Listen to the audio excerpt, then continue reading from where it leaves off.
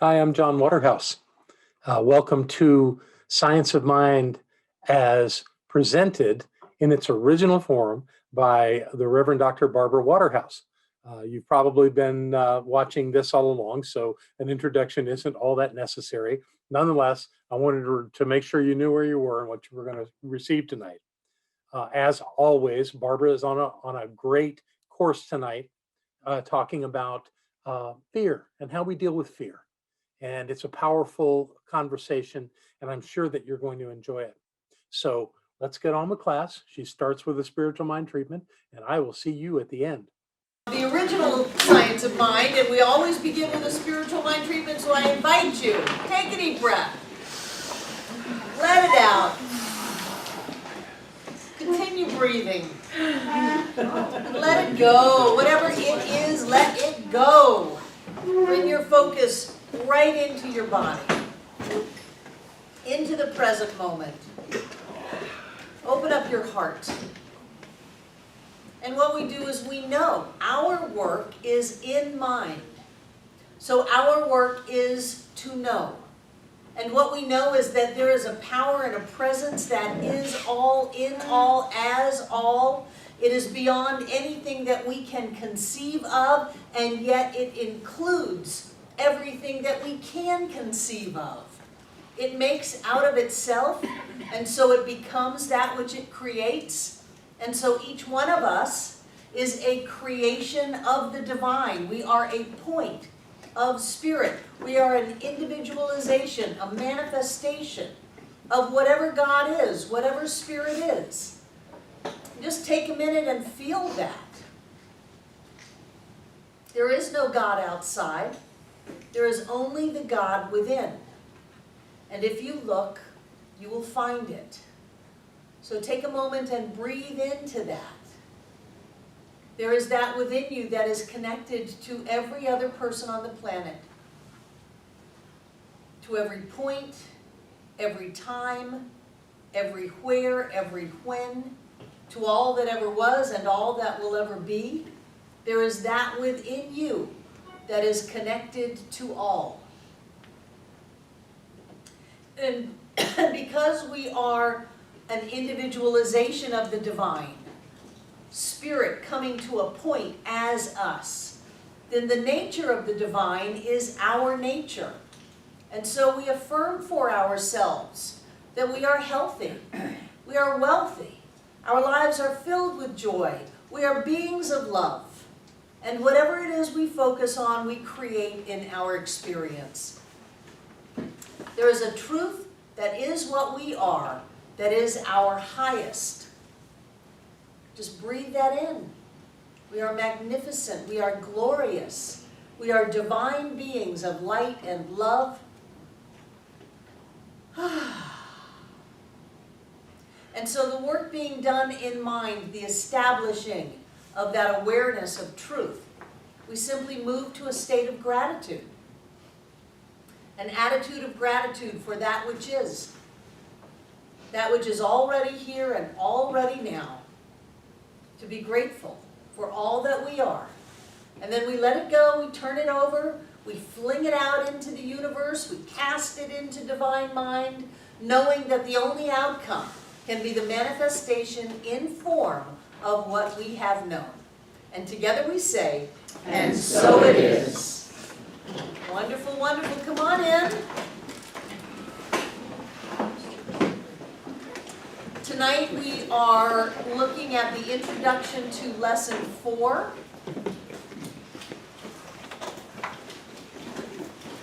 What's it called? The causes and conditions, or the control of conditions? The control of conditions. And one of the things that I want you to get tonight is that I don't want flowers on the table. One of the things that I want you to get tonight is that this can be gentle and easy. It doesn't have to be revving up to do the manifestation and the creation. You notice that the opening treatment that I did was gentle. It was moving into a greater level of awareness and a greater level of awareness and a greater level of awareness. And even though we are controlling conditions, we don't have to control them. We don't have to be controlling in our control of conditions. And one of the things that I like about this chapter, and I spoke to it a little bit yesterday, is that it's not so focused on every little detail. It's not that we're going to micromanage everything. Really what he's saying is that in the control of conditions, what we are controlling is ourselves. We are controlling our thoughts and our ideas. We are taking time every day to make a mental image of that which we wish to experience and impress that onto mind. And then we're letting it go.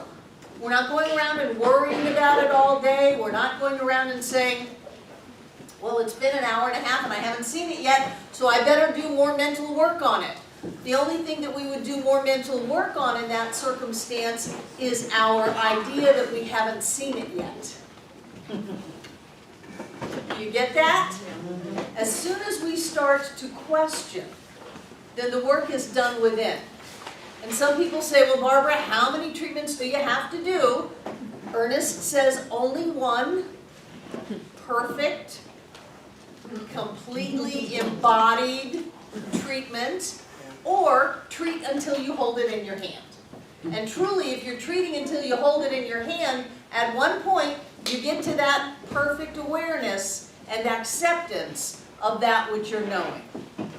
So when we are doing this great treatment and then something happens and we question it, the thing to do, you can go and do the whole treatment all over. I mean, some people are just overachievers.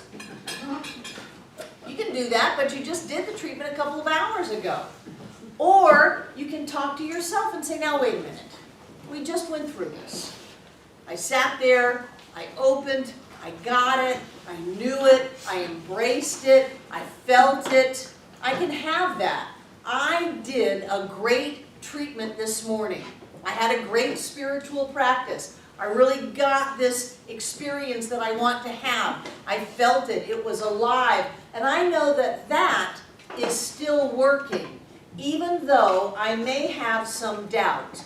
So rather than trying to go back and recreate that whole experience all over again, which is okay if you want to do that, you can just address the doubt. And you can know that you know. There's a phrase in Science of Mind, and it says, I know that I know that I know.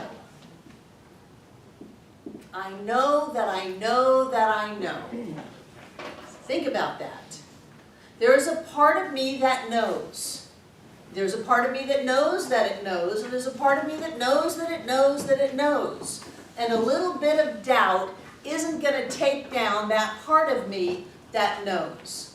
So if you have some doubt or fear or angst come up, then instead of getting all, maybe it's the football season, instead of tackling it, work with it a little bit. Just have a little conversation with yourself that no, everything is okay, the treatment is working, you've got a state of acceptance and awareness. It's not going to be sabotaged in just one little random thought. Remember, this is called new thought, so we want you to think a new thought. If you don't think the new thought right away, don't worry, you can think a second thought. Don't freak out about your first thought. You can always think a new thought. If you think a thought like, oh darn, that's not working and all is lost, no. That's just a little part of you. There's a whole great big part of you that has established in consciousness that which you choose to experience. And even though something may come up, you're not stuck with it. You can just think a different thought. You can think a new thought. You can have a second thought. And you can use this teaching to pressure yourself like crazy. Oh my God, I had some negativity. All is lost. Decades of work are gone. I've sabotaged everything. No, you haven't. Take a breath and have a second thought. It's like a second cup of coffee. Have a second thought. Well, I think this time I'll think that everything's still going well. That I didn't sabotage it, I didn't screw everything up, that there's a part of me that really has all of this handled, there's a part of me that knows. Oh, right. There's a part of me that knows that I know that I know. There's a part of me that's solid in this, and I can lean on that, I can rely on that. I don't have to recreate the universe every week, every day. I can have that. Does that make sense? So one of the things I wanted to be clear about in this idea of control of conditions is that you don't have to get pressured by it. You don't have to think, okay, now I'm going to manifest the conditions of my life. You're doing that all the time. All you're doing is deciding where you're going. You're already up in the air. You're already flying at 30,000 feet, and you just happen to wake up and notice that you're the pilot. So you don't have to start from scratch. All you have to do is decide where to steer it. Does that make sense? And you're not going to land, so don't worry about it. Do you have any questions about anything we've gone over so far? Are you enjoying the book? Yes. I started listening to my recordings, and a lot of times in the middle of my recording I would stumble. Not to worry, it's a recording program. Just stop, go back, cut it out, record over it. Except so far I've got about 8 things that I've heard that I stopped and then recorded, but I didn't record over what the mistake was. So some of it is like, oh gee, wait a minute, I go back, start all over again as if it's all fresh. So it's fascinating to me. But I love listening to these words because they're so easy for me, they're so inspiring for me, they're so logical for me. So the first thing that Ernest says in the introduction to chapter 4, which is the control of conditions, is that this is not a get-rich-quick scheme. Did we talk about this last week? We did say that. A little bit, because last week, frankly, I got ready for this class, and then about an hour before class, I realized I was on the wrong class, so I went back and got ready for the end of lesson 3, but once it's in my head, a lot of times it all comes out together. So, have you had the experience of feeling like, maybe in the prosperity class or something like that, like this teaching was just all about getting money? No.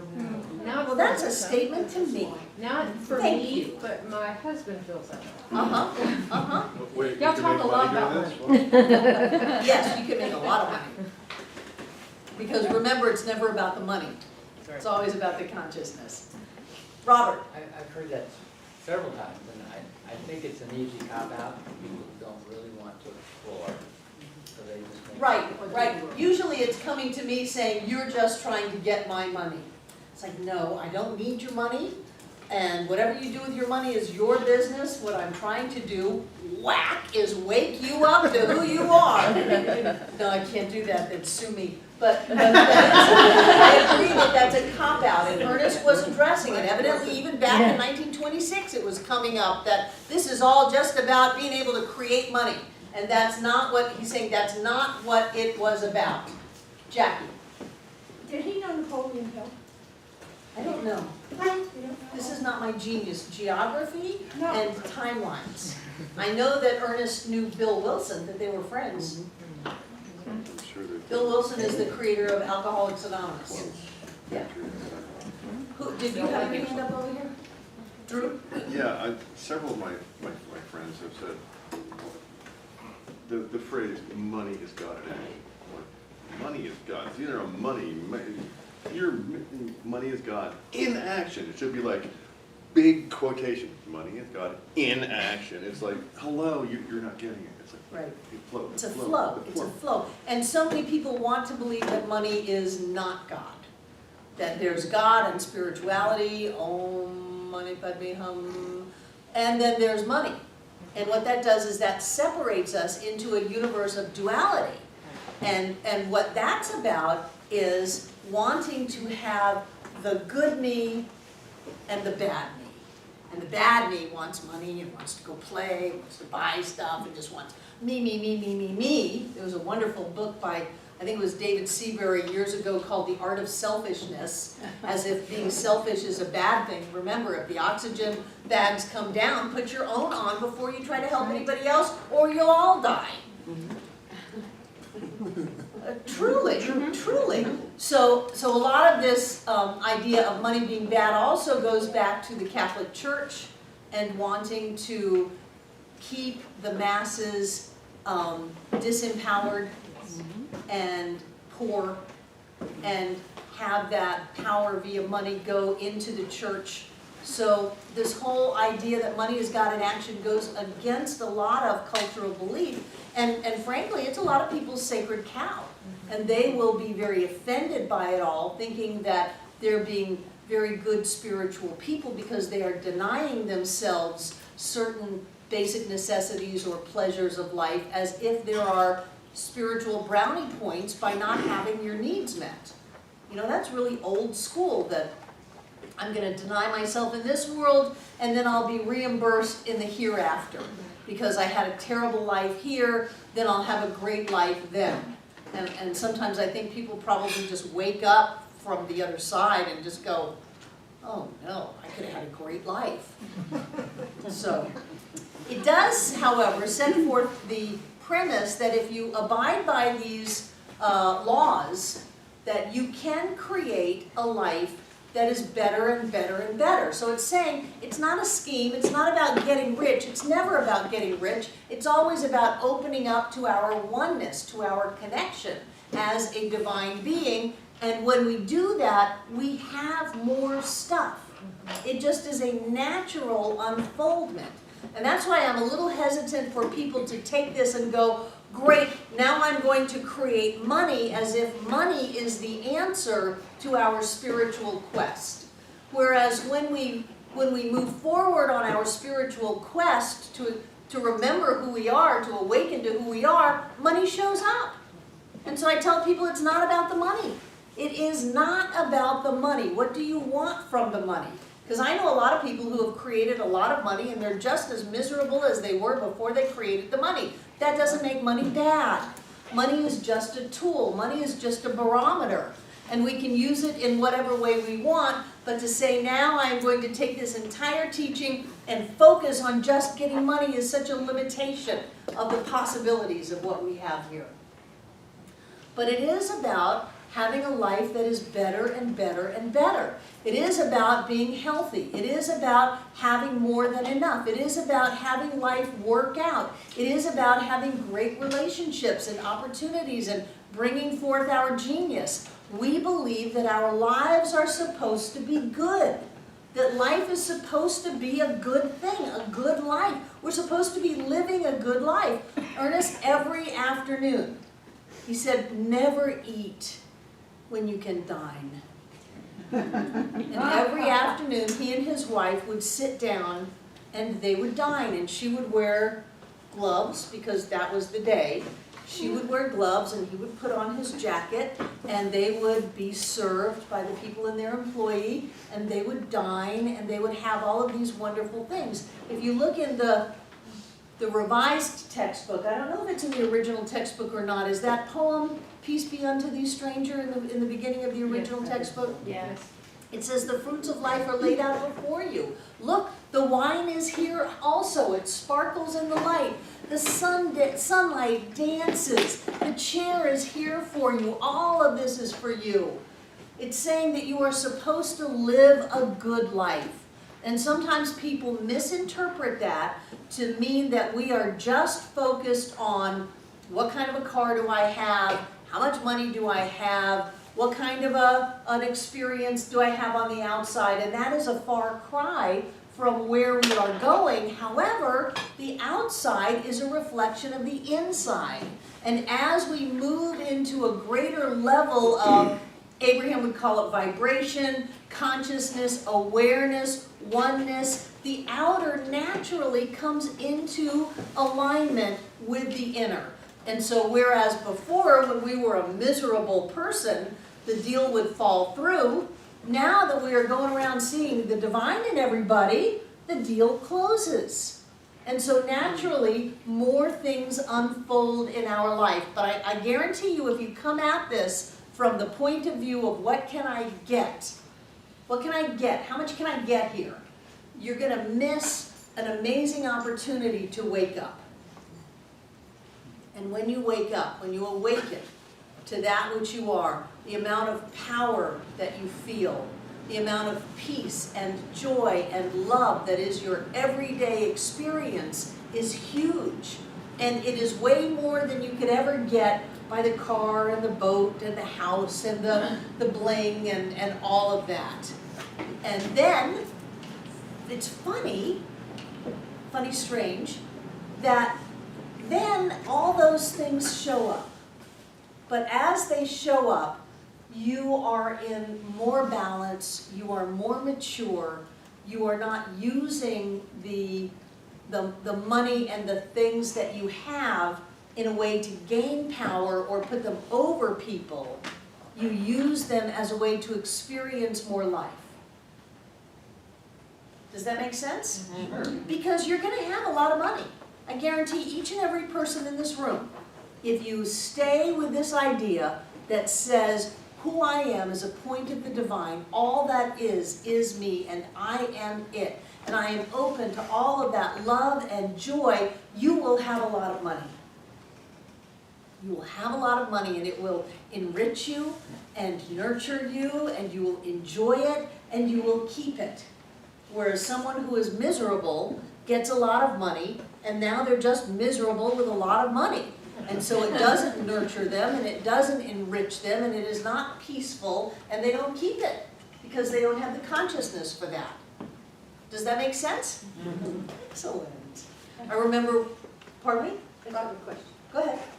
So last week we talked a lot, and especially in the beginning of the class, about the importance of clarity and really affirming clearly and now, knowing that it can be now. Mm-hmm. So if it isn't now in my physical experience, even though I'm knowing Yes, it is. inside, is that just feedback to me that I'm not really quite in alignment yet? It is now. Stop buying into the world of effect.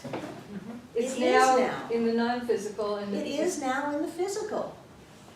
just not in my, Don't say that. okay. Don't go there. It's here.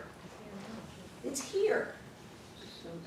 I had somebody in my office today who could hardly walk on Saturday and released an emotional experience and was just walking around just fine today. Said, it's gone, my knee, it's fine, look at this. I couldn't walk on Saturday. So don't go there, don't give power to it. Well, it's not my physical experience. Well, you just threw it all out. But don't worry, your knowing is still active. You can have a second thought. And I would encourage you to have your second thought of, it is right here. It is in my arm, my leg, my back, my head, wherever it is you're looking for it. It's here. It's right here, right here. I'm not going to buy into a lack or a limitation of perception. I'm going to really go with my God eyes and my God knowing and know that it's here now. Stay with it. Yep. Good, good, good, good. Does mental science promise something for nothing? No, you're gonna pay. You're gonna pay. You know, lazy people often stay poor, stay angry, stay blaming, stay victimized. That's the lazy way. It takes a lot of effort to step into your power, into your prosperity, into your clarity about who you are. You have to work your butts off all day long like that. Well, it's not here. Yes, it is. What? Yes, it is. Get a hold of that thought. Claim your experience. Know it, even in the face of everything that might be telling you no. You've got to stand up and say, yes, it is, and I claim that right here and right now. I know it to be so. You'd start off in the morning with today is a happy day, today is the best day ever. You do spiritual practice. Even if you're late for work, do some spiritual practice. Don't go charging off into the day being late. Gosh, spend a little bit more time, get a hold of yourself, get control of your thoughts, of your feelings, set your intention for the day, make a mental image, Ernest says, and impress that on mind. Know that that's your reality. And then go out into your day. And if you are deterred off your path, get back on it. So what I often tell you is that this teaching is not for the weak or the faint of heart. This teaching will ask you at times to release everything you have ever thought, especially about yourself. To let it go, that I can't, that they're more powerful than I am, that I just have to deal with what I've got. No, you are God in form. You are a being of light, not a physical being. You are a being of love. I don't care what the story is that's going on about you. It is your job to stay in that awareness, and that means you've got to let go of everything else. We're getting close to the holidays. I love this time of year because for a lot of people, it brings up a lot of your stuff. It's time to let it go. No one ever did anything to you. You are not a child. You are powerful beyond your wildest dreams. I don't care what your story is. I don't care what happened to you. I don't care what your circumstances are. It is your job to stand clearly in your power of knowing. Not power over, but your power within. There's a word that I've never heard before until I read this Science of Mind textbook, and it's called poise. It is peace and power. So when you are in your power and you are at peace, then you are like the Jedi Master. Then you are like the monk that could take you out in a heartbeat, but because they can, they don't need to. There was a story of a monk and a warrior, and the warrior had come into the village and was terrorizing the villagers, and the villagers were all running, and the monk was meditating, and the warrior came in and said, "Don't you know who I am? I can take this sword and run it through you without blinking an eye." And the monk said, "Don't you know who I am? I can stand here and let you take that sword and run it through me without blinking an eye." So who had the most power there? Who had the most power? And when you are in a state of peacefulness with your power, as you control the conditions of your life unfolds in ease and grace. If you create out of a sense of struggle, you demonstrate out of a sense of struggle.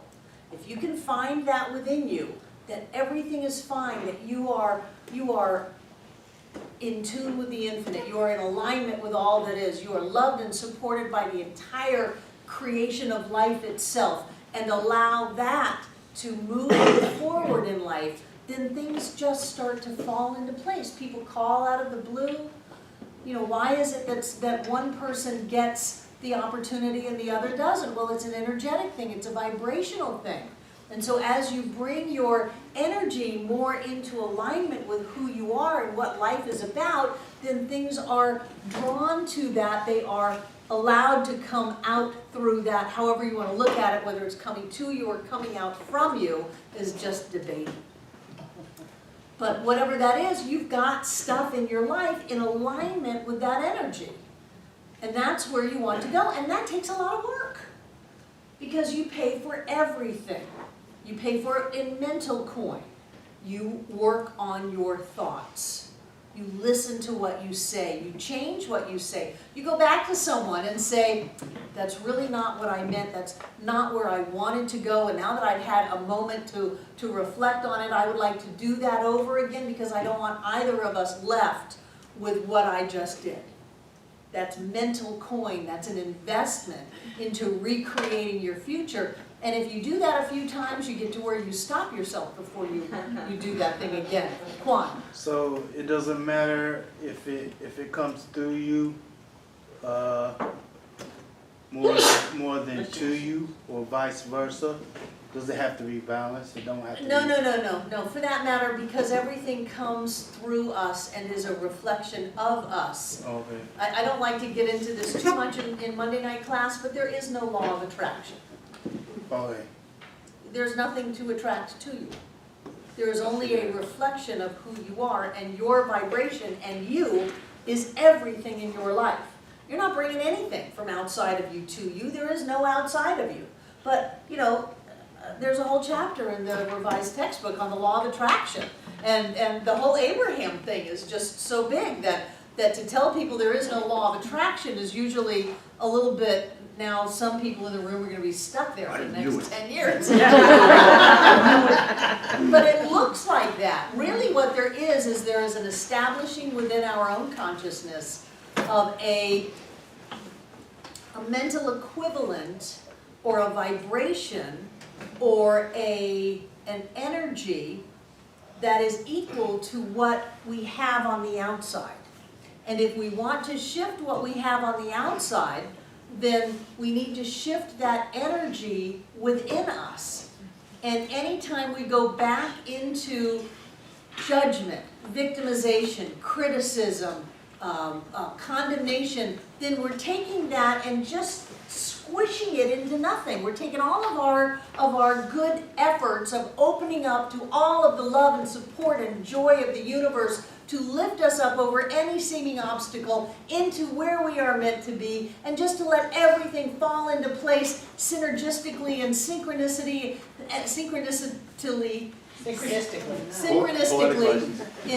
in wonderful, wonderful ways. And then we go, oh, but that dirty, rotten, racket, fratchet, that whole big vessel that we created energetically, gone. So what we want to do is establish within ourselves that idea that is what we want to experience. And we don't want to get lost in the realm of secondary causation that says, I want money. No, you don't. If you were locked in a jail and you had all this money, it wouldn't do you any good. If you were in a boat in the middle of the ocean filled with money, it wouldn't do you any good. You don't want money. You want what you think you will have when you have money. So let's go there. Well, I want to be happy. I want to be loved. I want to be in a great relationship. I want to be healthy. I want to be successful. I want to be clear about who I am. I want to be excited about life. I want to be inspired in life. Well, that's what you want. So how you get that is you build it inside of you. You don't reach out and get it and bring it back. But you know, if you want to think about it that way, I don't really care, because we are using words to talk about something that we cannot talk about in words. Truly. So however you get there is fine with me, but the first thing that we have to do is have it. Well, how can I have it if I don't have it? You'll never have it until you have it. And you can't look out there and say, I don't have it, because then you don't have it anymore, you've lost it.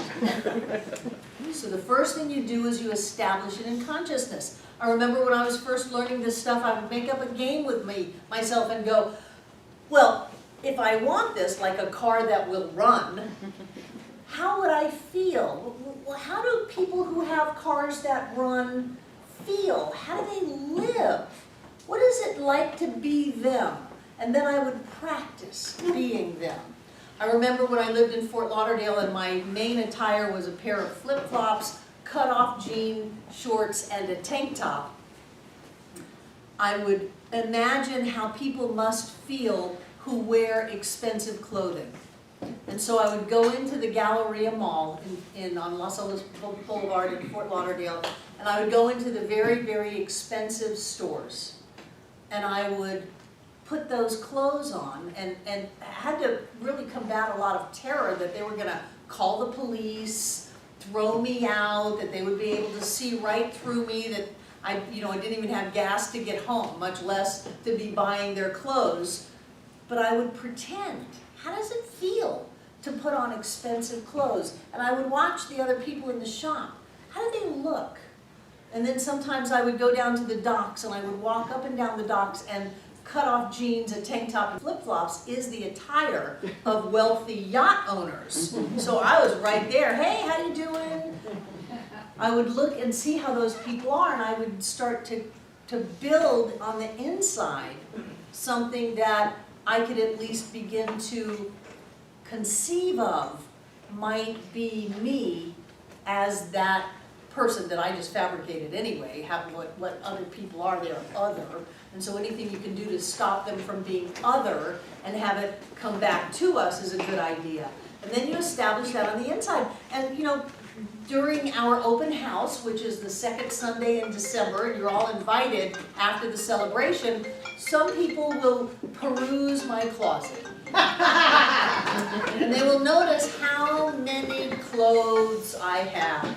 They will look at my fur coat. They will look at all of my shoes, because I did that exercise back in my 20s well. I figured out how to be someone who has expensive clothes. And then I was able to do that. And for the kid inside of me that grew up without clothes, that was a big healing for me.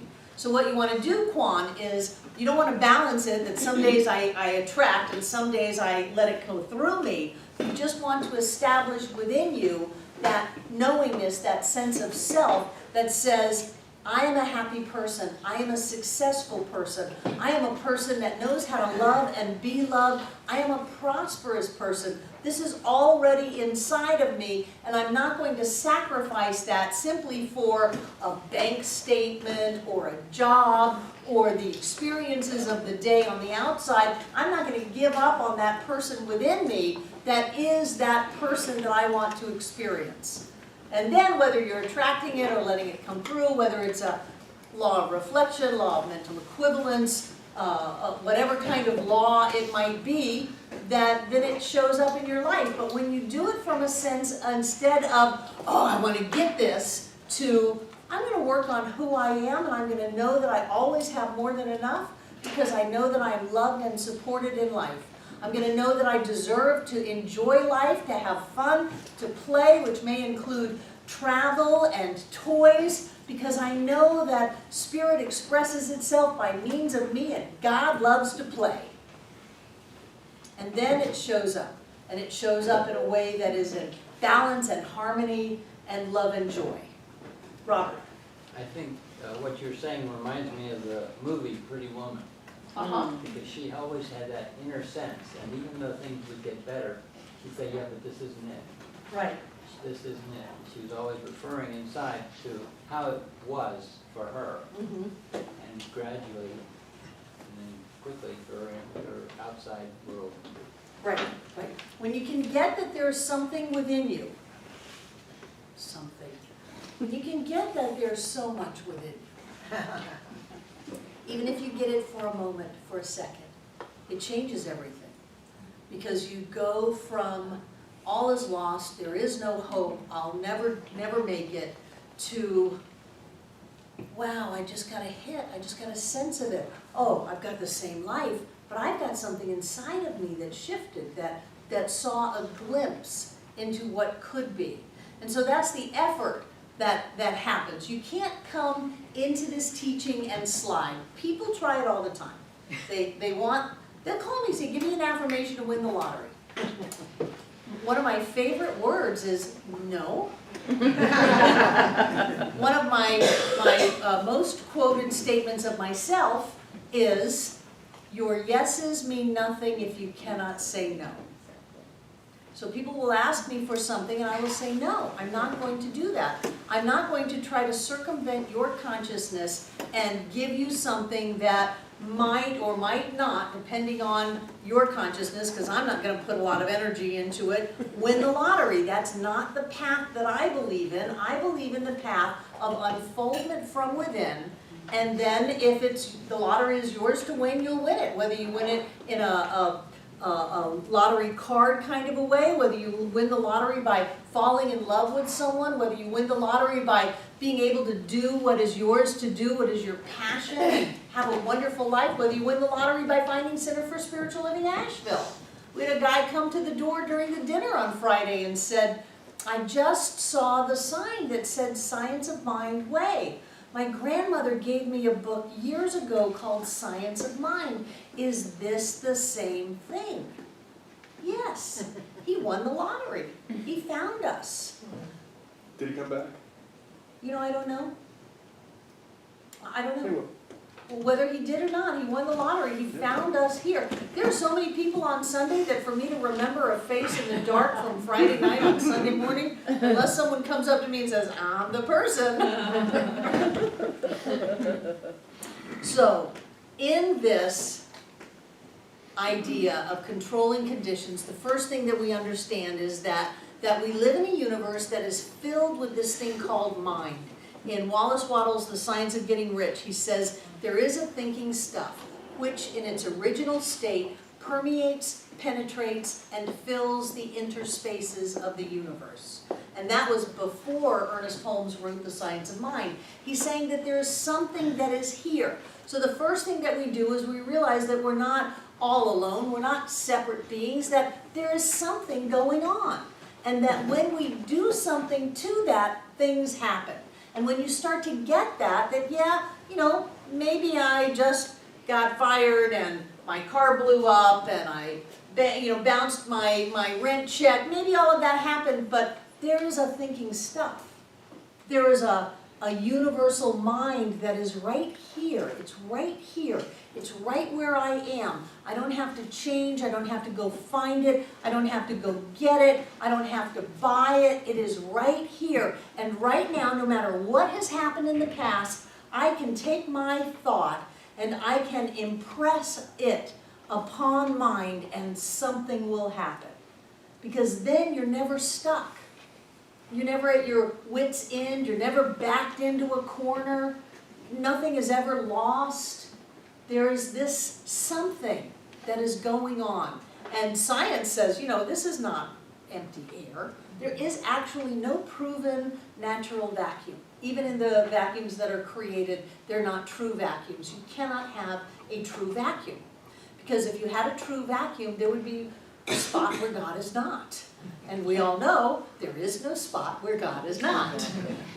So even in science, there is always something. And whatever this is, I don't know. If you want to feel it like arms that go around you, if you want to have it as your coach. I'm a big fan right now from our prosperity class and the path to wealth of having a chief spiritual officer. John and I have a meeting with our chief spiritual officer every day. We write out a gratitude letter, we set the course, and then we forget about it.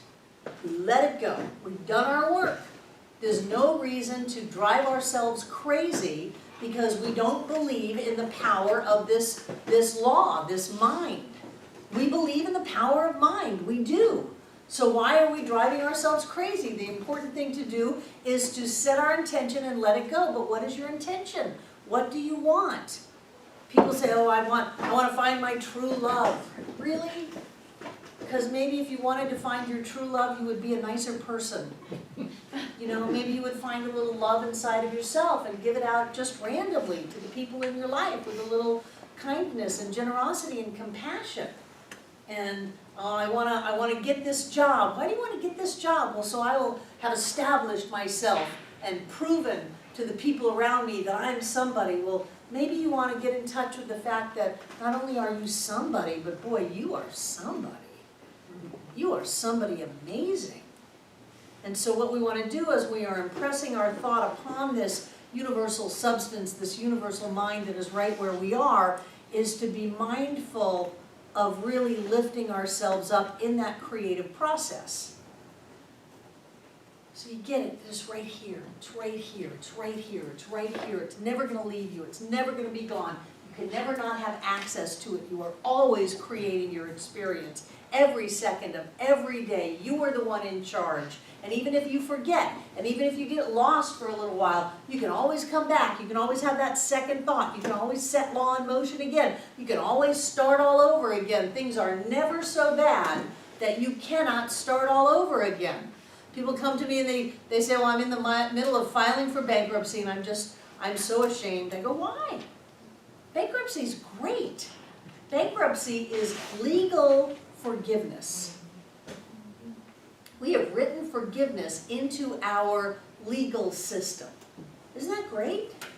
So find the forgiveness inside of yourself. Let it go. It's okay. Everything's fine. Doesn't matter. Nothing is ever too far gone for you. because you are the one who is manifesting and creating your experiences. You do it through a mold. You do it through, and I talked about this last week, by becoming more. If you want to have more in your life, you're going to become more. You're going to open up. You're going to make a bigger vessel. You're going to accept more. You're not going to go to the ocean with a thimble. You're going to go to the ocean with a cup and a quart and a bucket, and pretty soon you're going to put a pump down there.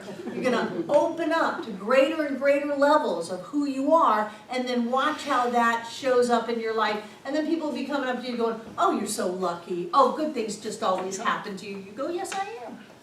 I did that, and I accept that.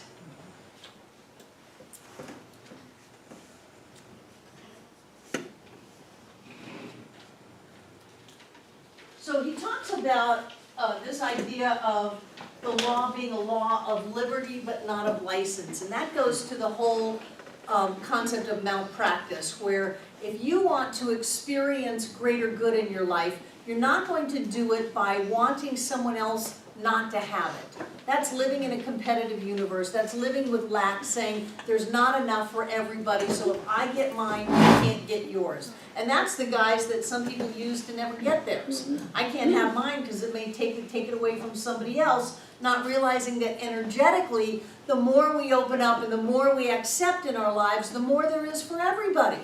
Because there's just more. We're opening up and creating more and more and more. So you never want to do anything in any sense that is going to hurt someone. Why? It hurts yourself. How can you wish ill on someone else and not get that? Called malpractice.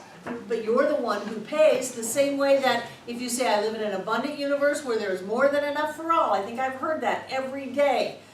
When you do that, and you go, well, you can have that and I can have that too. What's yours is yours and what's mine is mine. We live in an abundant universe where there's more than enough for all. Then you're actually creating more for everybody, and you get that which you choose to experience.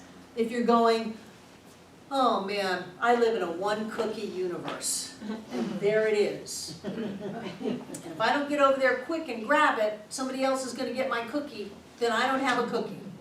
What a limited view of life. And it may be a person that you want that person. It may be that job.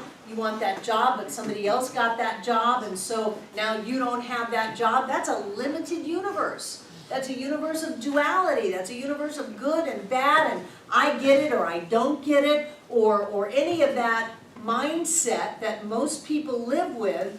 What is yours is yours. What is someone else's is someone else's. You cannot have what does not belong to you. And it belongs to you by right of consciousness. It belongs to you because you have opened up to a greater level of acceptance of the good that you have. And with this, I want you to know that with this comes a very personal experience, that there is a sense of great connection and being deeply loved through all of this. It's not a head job where you're just, okay, I'm going to do my affirmation, I'm going to make this happen. We do that in prosperity class because I'm trying to prove to people that anybody can create money out of the blue and say, wow, I never expected that. And that's great because then I've got people's attention. And then they come to class and go, my God, I created $10,000 in that prosperity class. I want to learn more. Wonderful. But then we go from this being just a head trip of making it happen, which we can do, but it's exhausting, to opening up to this connection. That I am deeply loved, I am deeply supported, I am deeply lifted up. That there is something. It permeates, penetrates, fills the interspaces of the universe. It surrounds me, it fills me up, it moves through me, it breathes me, it lives me. It is what and who I am. It is something, and it loves me. It loves me. You are never alone. The entire universe is right there with you. All of life, every being that has ever lived or will ever live, all the angels and the beings of light and the ETs and whatever else is going on here is right there for you. And it is healing. It is very healing. I've often looked at this teaching in comparison with the decades of therapy that I went through. And thought this teaching did more for me than any of that, because it actually went into those places where just use dramatic language, where the demons were, where the monsters were. And it just healed that with a sense of love that was totally transformative. And it had nothing to do with money. It had nothing to do with things. It had everything to do with me being who I am. And so as you control the conditions in your life, which I really want you to do, I want everyone to drive a car that they're safe and comfortable with, that always starts. I want everyone to live in a beautiful house and eat what you want to eat and buy what you want to buy and go where you want to go and do what you want to do. That is your job on planet Earth, is to live on planet Earth, not to deny yourself life on planet Earth. You didn't come to planet Earth with some sicko anthropomorphic deity saying, ha ha ha, you don't get any of that, you just get to look at it. No, we're here to expand the appreciation of life, the enjoyment and the bliss and the beauty of life. We're supposed to do that. So I want everybody to do that, but I don't want you to miss what really is here, which is the transformation of who you are back to who you are. You know, who you think you are back to who you are. And to do that, you got to put the effort in. It's gonna cost you mental and spiritual coin. You've got to put the time in. You've got to focus. You've got to listen to what you say. You've got to have friends that love you enough to say, do you hear what you're saying? Listen to what you're saying. Would you watch what you're doing? Would you pay attention to what you're doing? You know, you just picked the same person you picked 3 times before and it was a disaster. Pay attention. Wake up. Snap out of it. Share Nicolas Cage thing. They used to say we had to be vigilant, and I never liked that. And more I'm thinking, no, that's probably the correct word. We are vigilant in our awareness of ourselves, not to criticize and condemn ourselves, but to be watchful.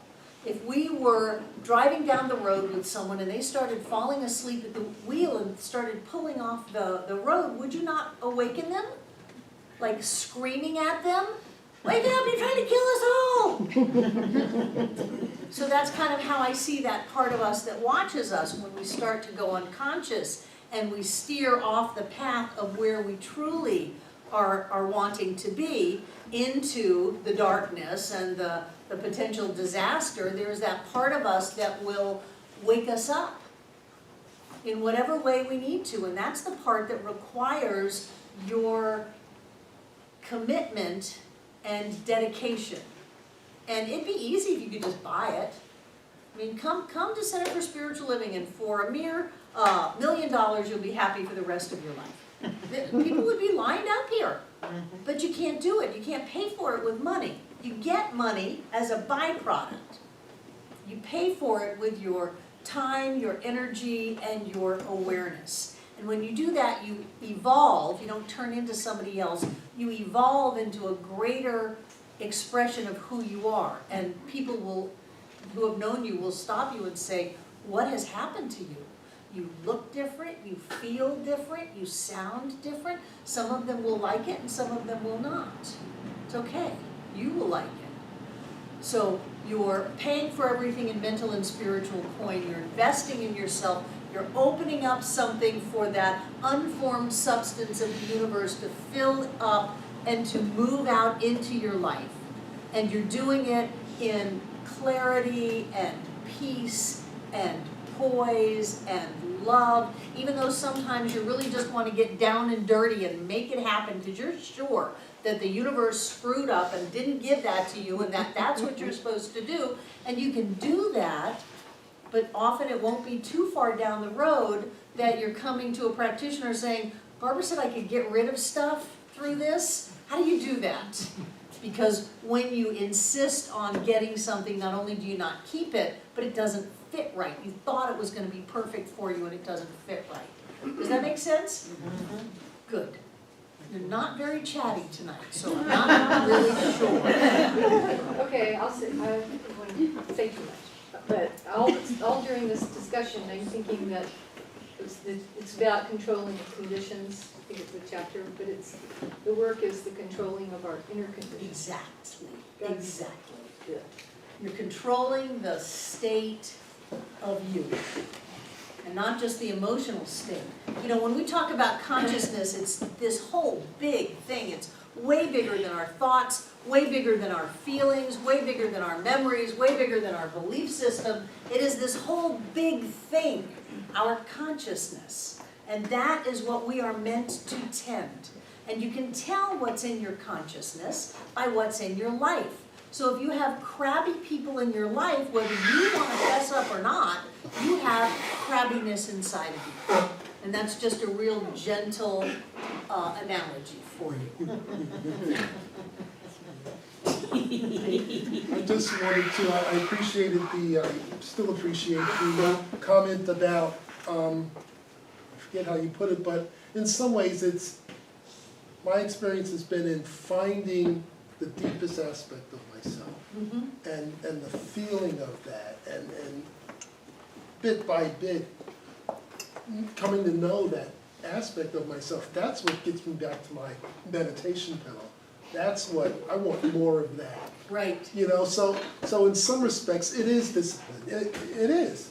But it's the love that draws me back into the discipline, you know, so I'm happy to do it. And then I get like out of my mind when I go, why I don't do it, because when I go back and do it, it's so great. It's like, but it's just old habits, I don't know what it is. Don't It doesn't even go to matter. the why. It doesn't That's matter. There is no that's why. not an effective thought. No, there is no why. What you're doing is you're being grateful that you're doing it again.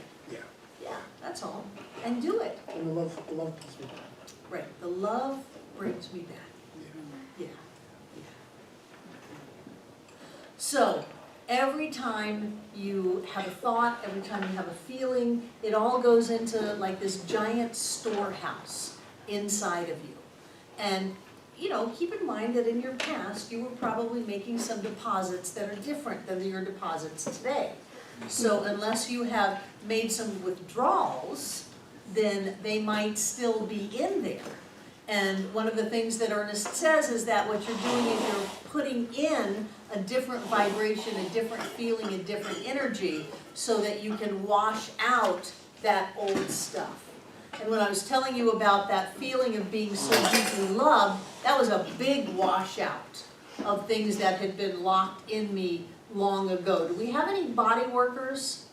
Have you ever worked on somebody and they start to cry, or they have a memory or something like that, that not only is it in your consciousness, it's actually in your body. And that's where Louise Hay gets a lot of her stuff. But if you look, she got it right out of the back of that book. So it can get lodged in our bodies, it can get lodged in our memories, so we're reactive. So when someone acts a certain way, or for a lot of people, if someone gets loud, or we had someone that was a Vietnam vet here, and evidently the mountains here look exactly the way they look in South Vietnam. And so there was an image that triggered him off. And there can be noises that trigger people off. There can be actions that trigger people off. Well, that's telling you that you've got this stuff lodged down inside of you, and the best way to let it go is to put something else in there. And so what do you put in? You put in love. You put in safety. You put in security. You put in feeling supported and loved, being safe. You put all that in and let the other stuff just wash out. He says, turn away from the condition. Stop focusing on what you think hasn't happened yet, or how it doesn't look like you thought it was going to look, or how it's just wrong, wrong, wrong. Just leave that alone, no matter how tempting it is. That's where the discipline comes in. And just go watch the water run in the creek. You know, it really doesn't matter. It's like Abraham says, it doesn't matter what you do to change your focus. It doesn't matter what you use. You don't have to use world peace. You can use, come over and borrow bliss, you know, play with a puppy, sit by the creek, watch the clouds go by. Anything that will shift your awareness from what you think is not going right to something that is going right. I was interviewed this afternoon by Mountain Express for an article on gratitude that's coming out these holidays. And I was just went on and on and on about how we're creating our reality. And if you really want to create a reality that is uplifting, focus on gratitude. Focus on gratitude all day long. All day long. Start off with discipline, write a gratitude letter, end your night with forgiveness, and then drift off to sleep with gratitude. And it doesn't matter what you're grateful for. She hadn't heard that. It doesn't matter what you're grateful for. I'm grateful for hydraulics. Honest to God, every time I see hydraulics, I just get a rush. I must have like tilled the soil with a shovel for lifetimes or something. I'm grateful for electricity. I'm grateful for telephones. I'm grateful for all kinds of stuff that some people would think, well, that's not very spiritual. It's all spiritual because it's all spirit. So when you change your feeling inside, when you fill yourself up with gratitude for whatever, for somebody bringing cookies and chocolate candy, let's all be grateful, and soup, let's all be grateful, then you've changed that receptacle that you have. You've made it bigger. And you can have more stuff. You will have more money if you're grateful. You will have better relationships if you're grateful for your partner. One way to kill a relationship is to be critical of your partner and then tell them that. You know, how quickly do you want to go out the door? That'll work really fast. But be grateful for that. You'll have great relationships. Be grateful for your body. Talk to your body. Tell your body how much you appreciate it. If you ever hurt a part of your body, you know how much you appreciated it before it got hurt. Well, why don't you give it something before you go and hurt it? Tell it fingers, toes, feet, elbows. Be grateful for that and watch your body respond. Let's take a break. Hi, welcome back. Wasn't that amazing? Barbara is the consummate teacher of truth and has shared her thoughts so clearly that I'm sure that you've learned something, because I always learn something when I listen to her teach. So I know that you've had a great class, and I know that that you have enjoyed your time here and it's been well spent. So if you are in a position to do it, I would invite you to support the center by clicking the donate button on our website, or by whatever other way you'd like to, just as a way of telling yourself that you've received some good from this time you spent. And that you support this ministry and this work that we do in Asheville that is touching lives around the world. And with that, let's close this with a spiritual mind treatment. So knowing the presence and the power is right here, right now, knowing that it always has been, it always will be, wherever we are, whatever we do, that divine presence dwells at the point of us. And I know that through this exploration in this Science of Mind class, Barbara Waterhouse has touched hearts and lives in important ways. And I know that each one that is experiencing this class leaves it feeling refreshed and fulfilled and a little wiser than before. And so we go off to do whatever is next for us, and all is well because the presence dwells there too. And all being in perfect order, I have spoken my word clearly, and I release this into the allness of spirit, in love, in light, and in truth. And let it be so. And so it is. Have a great week. We'll see you again.